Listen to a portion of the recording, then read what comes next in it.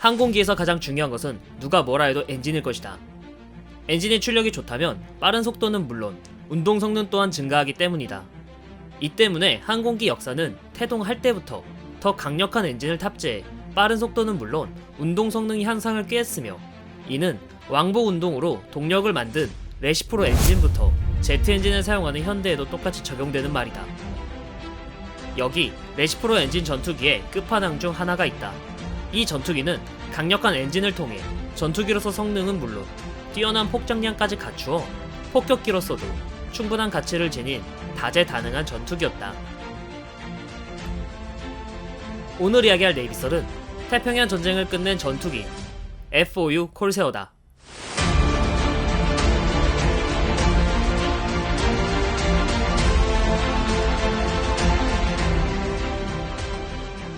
이전 영상에서 헬킷의 등장으로 제로센은 물론이고 미 해군의 전력이 완편되면서 미군이 가는 곳마다 일본군은 매번 후퇴를 거듭했다.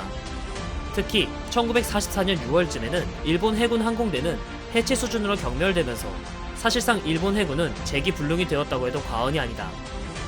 하지만 미 해군이 일본에 점점 다가가면 다가갈수록 제로센이 아닌 사식 하야테, 시덴 등 일본도 2000마력을 가진 전투기로 헬킷을 위협하는 새로운 위협으로 등장했다. 콜세어는 이런 타이밍에 항공갑판에 등장해 일본군의 이런 위협에도 충분히 대항이 가능한 전투기였다. 콜세어의 시작은 헬킷과 비슷한 38년부터 시작되었다. 이전 영상에서도 설명했듯 미군은 하이로우 믹스를 기본적인 전략으로 채택해 양적 우위는 헬킷으로, 질적 우위는 콜세어로 확보하는 전략이었다.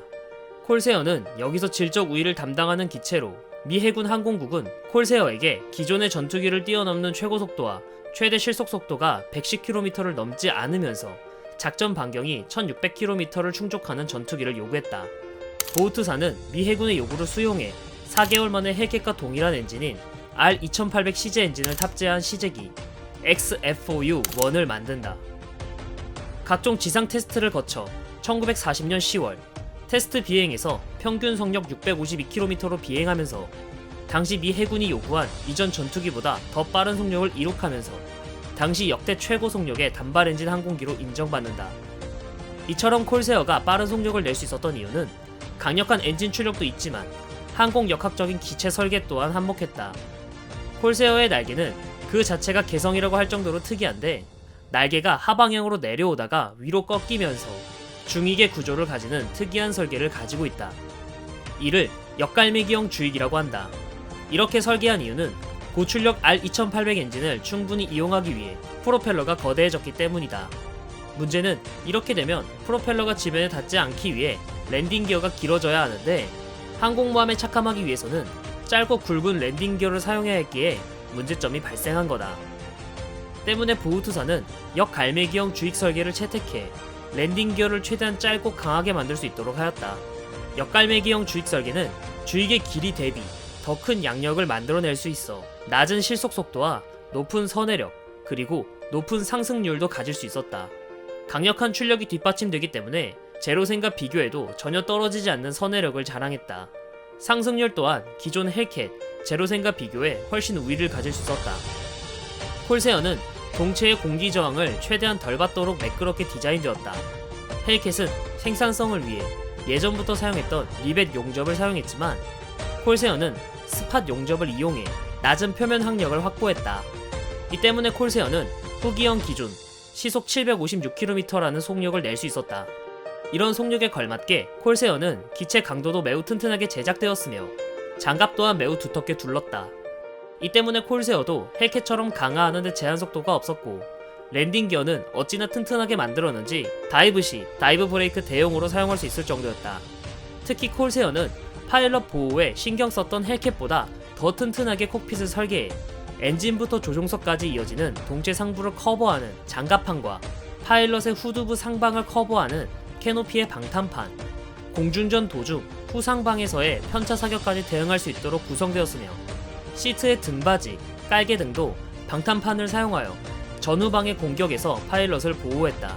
이 때문에 제로센의 20mm 기관포로 상부 캐노피를 관통해 파일럿들을 사살했던 방식이 콜세어에는 통하지 않게 될 정도였다. 콜세어의 이 사진은 20mm 기관포에 연타당하고 주익 내부의 탄약이 유폭해 외측 날개가 찢어져 날아간 상태에서 귀환하는데 성공한 사진이다.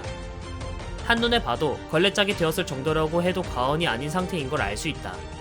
이런 콜세어의 말도 안 되는 견고한 내구성 덕분에 일본군 에이스 파일럿이자 교관인 이야모토 테츠조는 제자가 콜세어를 격추했다고 하자 확실하게 잡았나?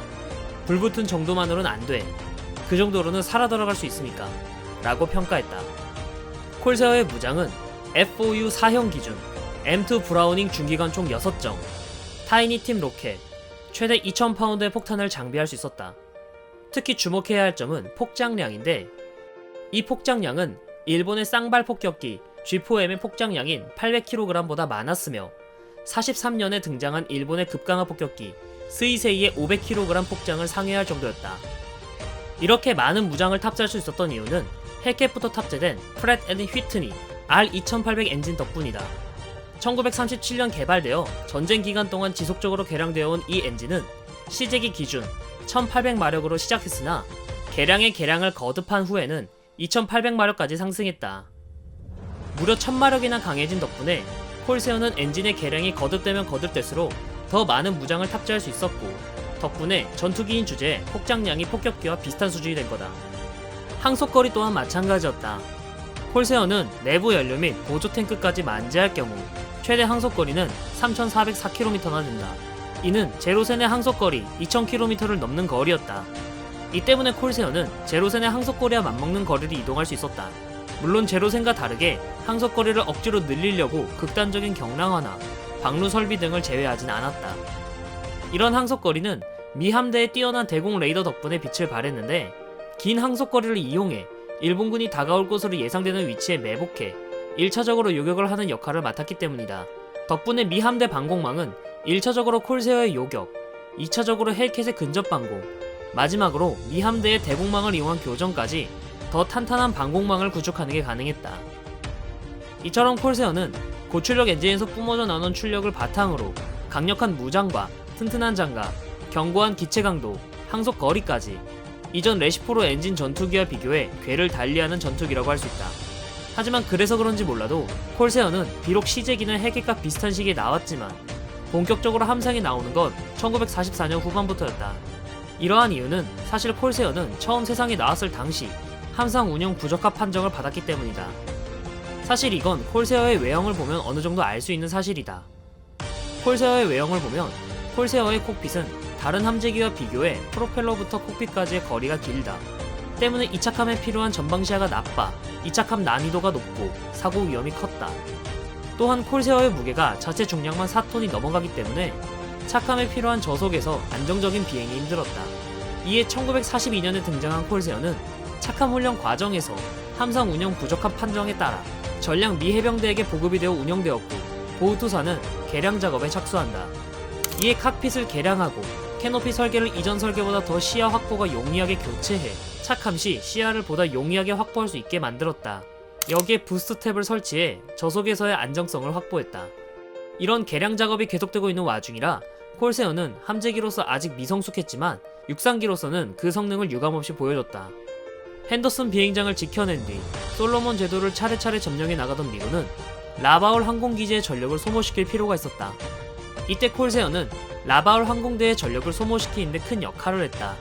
물론 첫 실전 이륙 시에는 콜세어의 특성을 알지 못해 제대로 된 전과를 내지는 못했지만 이후 콜세어는 라바울 항공대의 전력을 소모시키는 데 중요한 역할을 했다.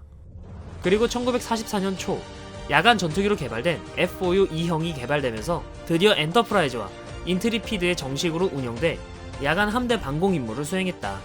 이는 아까 말했던 초기형 콜세어에서 문제점을 개선한 결과 항공모함에 안정적으로 착함하는 게 가능해졌기 때문이다. 덕분에 엔터프라이즈에 배속된 콜세어는 단 한 척도 잃지 않았다고 하며 이후 다른 항공모함 갑판에도 콜세어가 빠르게 배속될 수 있게 된 이유가 됐다. 이렇게 44년 5월 15일 콜세어는 함상 운영 적합 판정을 받아 빠르게 양산을 시작하게 되면서 비교 우위에서 떨어지는 헬켓은 점점 함상 갑판에서 모습을 감추게 되었고 1D형 기체부터 엔진 출력이 2800마력까지 올랐기 때문에 12인치 타이니 팀 로켓, 5인치 로켓, 네이팜탄, 클러스트 폭탄 등 다양한 무장을 장착하는 게 가능해져 진정한 전폭기로서 사용하는 게 가능했다.